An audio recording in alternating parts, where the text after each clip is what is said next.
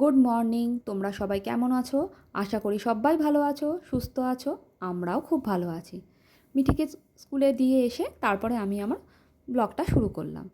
এই যে 1 কাপ জল নিয়ে এবার চাপিয়ে দিলাম চাটা। এবার চাটা খেয়ে একটুখানি বসবো, তারপরে ঘরের কাজকর্ম, রান্না বান্না সব কিছু শুরু করব। মানে স্কুলে দিয়ে এসেই প্রথম কাজ হলো আমি চাটা করে একটু খেয়ে নিই। তোমরা তো জানোই, আগেই বলেছি। আর এই যে আমি বাজার করে নিয়ে এসেছি, সবজি বাজারটা আমিই করে নিয়ে আসি। আমরা দুজন, শুভ্রজিৎ আর আমি দুজনে আমাদের কাজটা ভাগ করে নিয়েছি। বিশেষ করে বাজারটা আমি করি, সবজি বাজারটা। আর যেহেতু সবজি একটু বুঝি, তাই সবজি বাজারটা আমি করি। মাছ মাংসটা আমি একদমই বুঝি না, একটু ভয়ই লাগে কিনতে। সেজন্য শুভ্রজিৎই কিনে নিয়ে আসে। আর তোমাদের বলা হয়নি, গুনগুন এসছে। গুনগুন বলতে তো তোমরা জানো, আমার দিদির মেয়ে।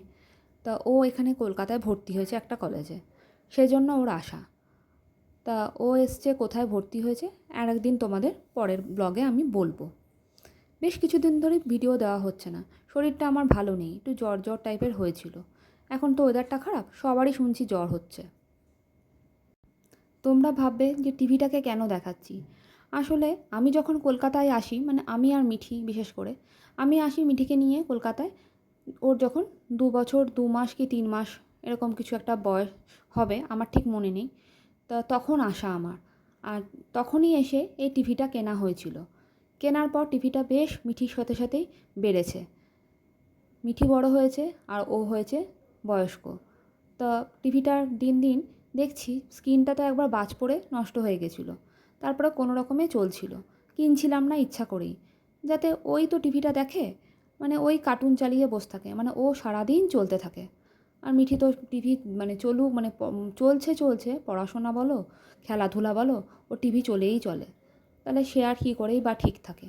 তা যাই হোক, তা ওইটাকে এখন চেঞ্জ করব বলে ঠিক করেছি। সেজন্য একটা টিভি মানে বুকিং করে এসেছিলাম। আজ আবার সেটা ডেলিভারি দিয়েও গেল।